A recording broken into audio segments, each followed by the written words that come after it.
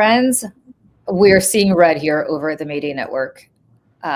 If you did not think that the IOC, the International Olympic Committee, was corrupt before, and it is, and it has been for virtually all of its existence, underscored, Michelle, their incredible corruption. I wanted to just talk about this today because it's just so sick and just inappropriate as to what happened. There is an Olympic skeleton pilot named, and I apologize to my Ukrainian friends for the Russian accent with which I'm about to pronounce his name, but Vladyslav Heraskevych.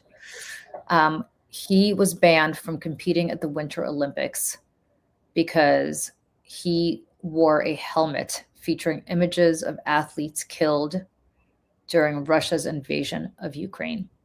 He did this to honor the people with whom he was teammates, but more importantly, the people who are dying in Ukraine's war, a genocidal war, I should say, that is perpetuated by Vladimir Putin and Russia against Ukraine.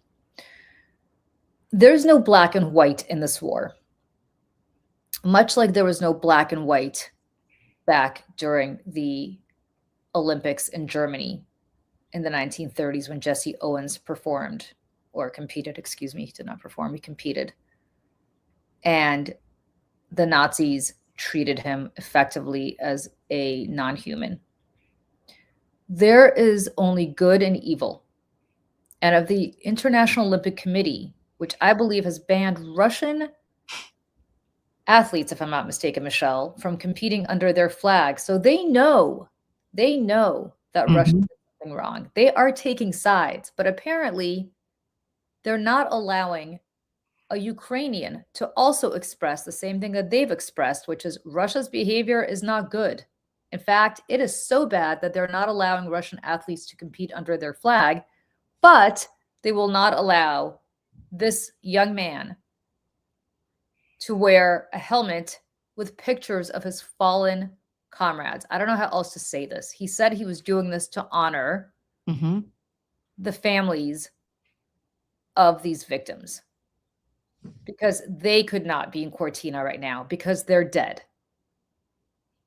And apparently the IOC president, Kirsty Coventry, whoever she is, visited him at 7:30 this morning before the first skeleton heat to convince him not to wear the helmet in competition.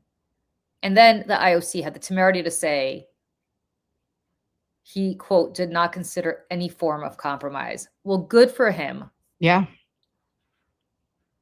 Vladyslav, because whatever you win or would have won could not possibly be as important as the statement that you made today and every day. And long after these Olympics are forgotten, your form of protest will be remembered. And as he said, Michelle, this is the price of our dignity.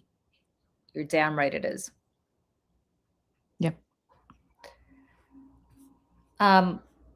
There's so much more to this. I mean, first of all, they said it violated some sort of artistic guidelines or expression or some bullshit, or athlete expression. I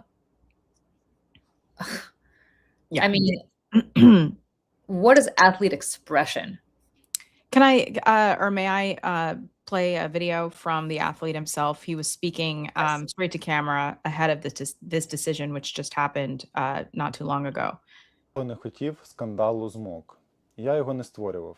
Його створив МОК своєю особливою інтерпретацією правил, яку багато хто вважає дискримінаційною. Хоч дії МОК й дали можливість дуже гучно говорити про загиблих українських спортсменів, водночас сам факт скандалу дуже сильно відволікає увагу від самих змагань та увагу від спортсменів, які беруть у них участь.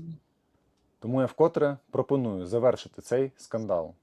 Я прошу, перше, зняти заборону з використання шолому пам'яті, адже він відповідає всім вимогам МОК.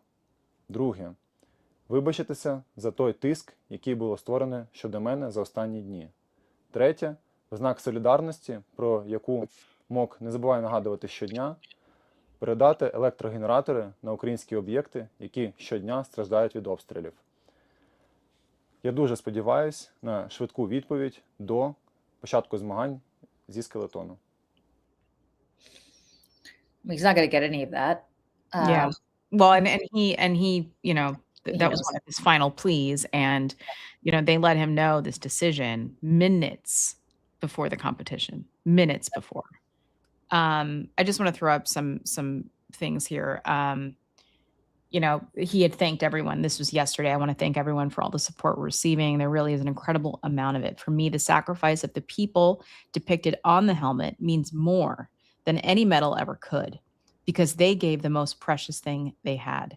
And simple respect toward them is exactly what I want to give.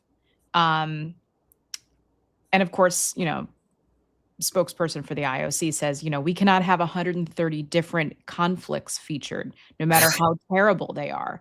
So, you know, how do you say his? I'm so sorry, Vladyslav. It's a hard name to pronounce. Okay, Vladyslav. I'm so sorry. Last name. Right. He said, I'm showing conflict on the helmet. I'm showing athletes who died since the last Winter Olympic Games. By which details did he determine that the helmet is showing a conflict? The whole world sees memory, but he sees conflict. You know, and of course, you know, the foreign minister of Ukraine has spoken up. Zelensky himself said sport shouldn't mean amnesia, and the Olympic movement should help stop wars, not play into the hands of aggressors. Unfortunately, the decision of the International Olympic Committee to disqualify Ukrainian skeleton racer Vladyslav Heraskevych. Thank you, says otherwise. This is certainly not the principles of Olympism, which are founded on fairness and the support of peace. I thank our athlete for his clear stance. His helmet, bearing the portraits of fallen Ukrainian athletes, is about honor and remembrance. It is a reminder to the whole world of what Russian aggression is and the cost of fighting for independence. And in this, no rule has been broken. Well, and I want to point out the absolute utter hypocrisy of what the IOC is saying here, right? Because I'm going to read directly from the BBC article that I was referencing before, right? They're saying that Heraskevych has been, I'm reading here, right, has been supported by the IOC for the last 3 editions of the Games, and that he's an Olympic scholarship athlete. Quote, following Russia's invasion of Ukraine in 2022, the IOC also set up a solidarity fund for Ukrainian sport to support the athletes' preparations for the Paris 2024 Olympic Games, it said. So on the one hand, you're making an exception for them because you're saying that Russia's invasion was so awful that you had to set up a support fund for them. Yeah. On the other hand, you're saying that he can't acknowledge that in any way, acknowledging all the people who died, some of them, I guess, since they competed in those 2024 Olympics in Paris. And like, what are you saying? Either you're involved in this, which you clearly are. You clearly took a political stance. Did you do that for the Russian athletes too? Of course not. You just did it for one side. You did it for the Ukrainians. So you've already taken sides, IOC. Follow through. So if you've already taken sides, what's the big deal? You've already said that this is not about just keeping it on, you know, on athletes and whatever else. You're basically saying that there's some athletes that you treat differently based on where they come from and based on the circumstances of this particular conflict. His helmet didn't have like a fuck Russia thing on it. Right, exactly. And it doesn't even say anything about it's pictures of their faces. That's it. What's the problem? And they said he could wear a black armband. Well, why is that any better? He can wear them on his arm in a black band, but he can't put their faces on it. What's wrong with their faces? What's wrong with a black armband? Is nothing. A black armband is a piece of cloth. This is actually showing what that black armband is supposed to commemorate. Yeah. Why is that any different? They don't want to put a face to it. You guys, they don't want to put a face to the atrocity. That's what they don't want to do. Michelle, I'm telling you right now, I'm an American and so are you. We both love this country. From this moment forward, I'm rooting only for Ukraine in these games. Yeah. I'm I rooting mean, only for Ukraine. I don't know if they're going to medal in I- anything. I don't know anything about their athletes, but and if they play the United States, I'm rooting for Ukraine. listen, I mean, even when I'm at the US Open, Joe and I look to see who's playing, and we find the Ukrainian players and we go and we sit in the front row. Yeah. You know, not that we're rooting against anybody else, but like these people are going through hell on earth. They're fighting for us. They're fighting for the whole world and Western democracy. They are what stands between us and World War III getting to be really hot, really fast. And the fact that our own government, Donald Trump and the Republicans, have decided to, turn their backs on the Ukrainians and the agreements that we had with them when they handed over their nuclear weapons, that we would protect them. And we're not, because Donald Trump is a Russian asset. Let me tell you something. This is gross. Yeah, it's awful. And,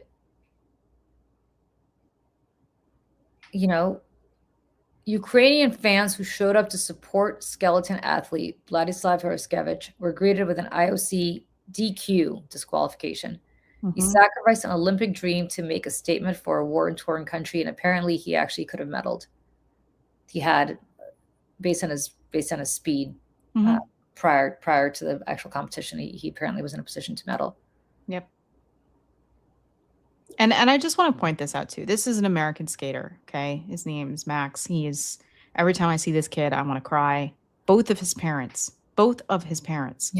died in the plane crash over the Potomac last winter. That had all the figure skating community on that plane. He lost both of his parents, and so every time he skates, he holds this photograph of his parents and him as a toddler on the ice, and he cries. It's devastating. He's allowed to do that. Well, because Michelle, they died in an accident. That wasn't. They died in it, which you could politicize if you talk about Sean Duffy's FAA and Donald Trump making the whole world, all the cuts with Doge. Like, do you know what I'm saying? Like, that is a political event. But that's my point. They're totally like, who are you worried about offending? Right. Belarus? North Korea? Iran? Russia? Every other country on earth understands what's happening here. Even this one, despite the fact that we have a president who is doing everything possible to help Vladimir Putin in this conflict. Yep. Everybody understands what's happening. And yet, the IOC, oh, no, we don't want to get political. What's political about it? Yeah. See, this is where armband's not political. That's the part that's such bullshit. The black armband's not political. Sponsoring Ukrainian athletes is not political, despite the fact that you're sponsoring Ukrainian athletes. Were you sponsoring athletes from Eritrea also? There's other wars happening. Right. And I can only liken this to, these international organizations that, when you're a kid, right, and you're told, to trust the grown-ups around you, listen to them, and then you grow up and you realize that most grown-ups are full of shit. Yeah. Right. And I feel the same way about the IOC, about FIFA, about the United Nations, quite frankly. A lot of these international organizations that are supposed to be these beacons of, fairness and peace and all of these things. I mean, but it's all a joke because a lot of it's very corrupt. The UN puts Iran at the head of the Human Rights Council. I mean, how absolutely ridiculous. So, I look at this as just another example of that. I mean, I don't know if you saw the person who's the head of the Olympic Committee in Los Angeles, who was named in the Epstein files. And they said last night that he can remain in that role. Of course. Our president's named more than anybody else. He can remain in this role. Why not? Why not? Why not? Anyway, guys, this is just a shit show. And I don't know what else to say other than yeah. I mean, this independent journalist, her name is I don't know because she's Norwegian and I don't know that language. But she goes in this whole thing about, how she's Norwegian, and she says, you better believe the Olympics have been part of my life for as long as I can remember. And she says she doesn't really speak, personally very often, but she is going to in this instance because she wears her Ukrainian stuff all of the time. She's like, hearing the IOC claim that signs of remembrance and memorial is political, that's where the unity of sport ends for me. This ban has made me feel so disgusted about this organization and event that I truly can't even watch it. And that's a photo of the stuff that she wears. I mean, even her the jewelry, she's always pointing to that. And, she makes a good point here. She said the best response to this bogus decision to ban the helmet and the silence of the memory of the Ukrainian athletes murdered by Russia is to see their faces, learn their names, and share it with the world. That is the silver lining here. And this is the stance that this athlete is taking, is to, probably more than ever, had they just allowed him to, compete normally with the helmet, maybe people would have known, maybe not. But now that they have told him no, everyone is going to know about this. And it's going to shine more light on this than ever before. And Ukraine tweeted, the Ukrainian Twitter account, disqualified by IOC, overqualified by dignity. The president of Latvia tweeted, IOC is simply wrong by disqualifying him. Piers Morgan says, disgusting decision, shame on the Winter Olympic Chiefs. To which Zelensky replies, thank you for taking a principled stance, Piers. The IOC's decision is indeed morally appalling. 24 athletes killed in war. One helmet, one ban. This is from Deutsche Welle Sports. This was the helmet that he planned to wear before being disqualified. That's him. And that's his father, with his head in his hands. His father should be so proud of his son. Yeah. His father, who's also his coach. His father should be so proud of his son. Mm-hmm. These people should be so proud of his son. And quite frankly, every other athlete competing in that particular sport should walk out and protest. I thought about that too. They should say they will not compete until the IOC corrects this mistake. If only.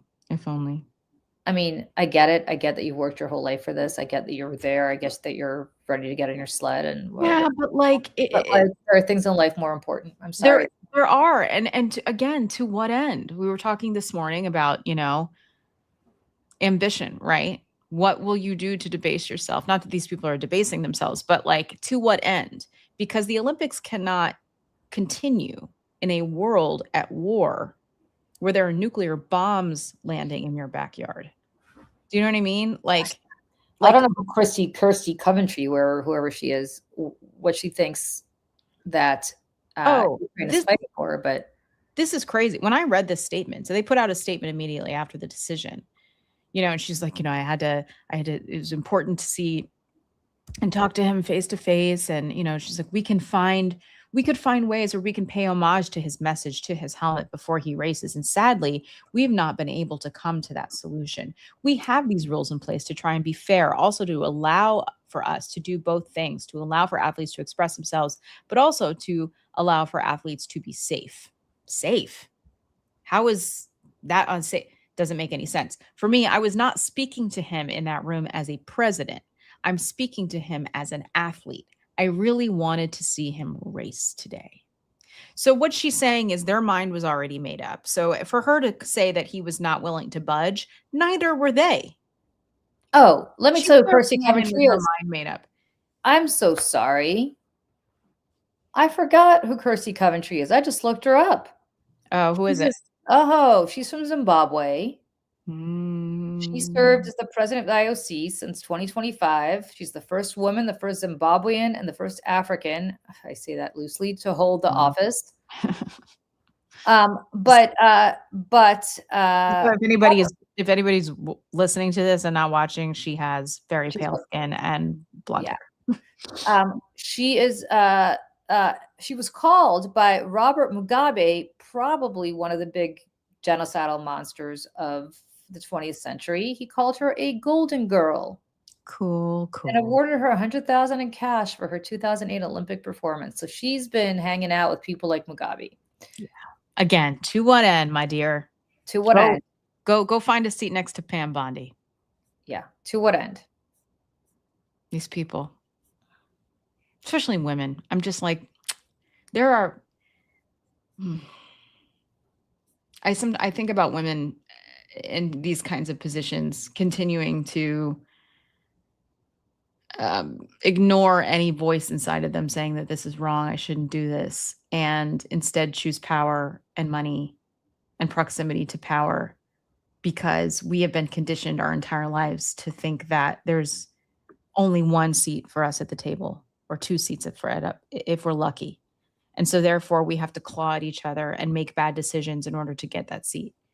And I think of people like her and wonder what went through her head, because there are seats enough for all. And there are places for all of us to make the right decision, not only for ourselves, but for the rest of the world. And she should be absolutely ashamed of herself. Ashamed.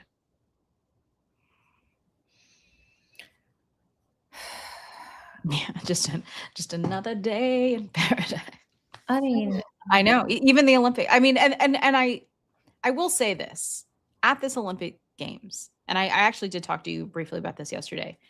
Oksana Bayul, who's Ukrainian, Soviet, you said, right? More so because she was 16, right? When the Soviet Union collapsed, and when she won her gold medal, there was a slight delay in the podium ceremony because they couldn't find the Ukrainian national anthem because it was so new. They didn't have it.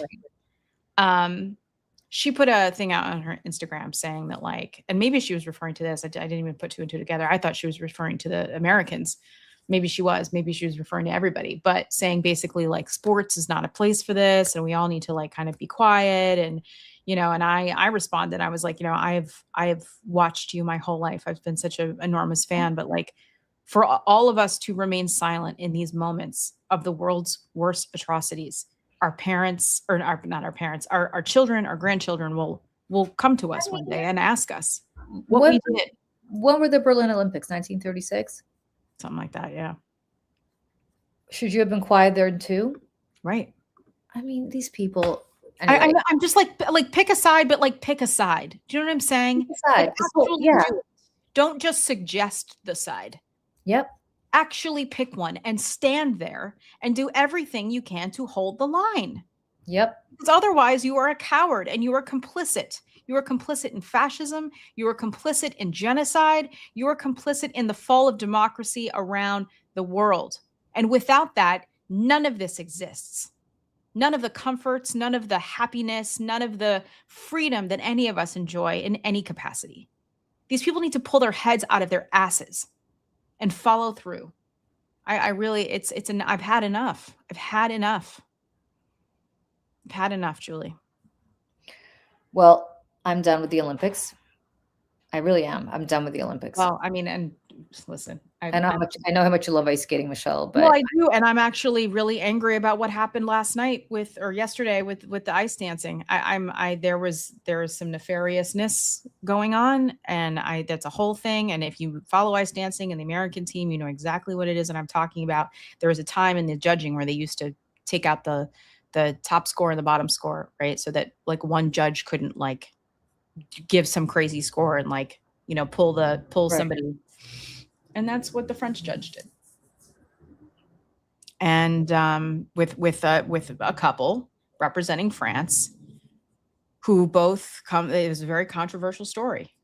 They're basically, a rape apologist and a guy who was, the female rape apologist, her former partner, who's also her boyfriend, was accused of like sexual assault.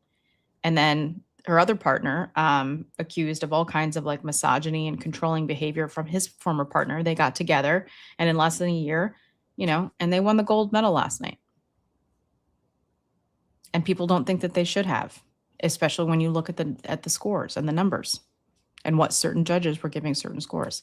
So I say all that. It's just like there's so much bullshit. It's corrupt. And I hate it because it's like, it feels like we can't enjoy anything. These things that we're supposed to like work towards and enjoy and be proud of and cheer people on. And we still should cheer the athletes on. I mean, they're, you know, they've been working their whole lives, but at the same time, you look at the institutions and you're like, what the hell, man? You know? Yeah, I agree. Anyways. All right, friends. Well, thank you for joining us for this moment of outrage in the middle of the day. Listen, I don't think we're mad enough most of the time. And I say that, I mean, not that we can live in a perpetual state of rage, but collectively, I think that we are not angry enough. And I think the more that we express our anger, the more we create a permission structure for everyone else to be as angry and to speak out and not be afraid to show that emotion. Agreed. 1000% agreed to everything you just said. All right. We will see everybody at 8 o'clock tomorrow morning, unless something else breaks that's going to spark this kind of outrage. But if not, we'll see you back. Never know these days. Never know. Stay tuned. Like and subscribe so you can find out. Yeah. All right. Thanks. See everybody. Bye. Bye.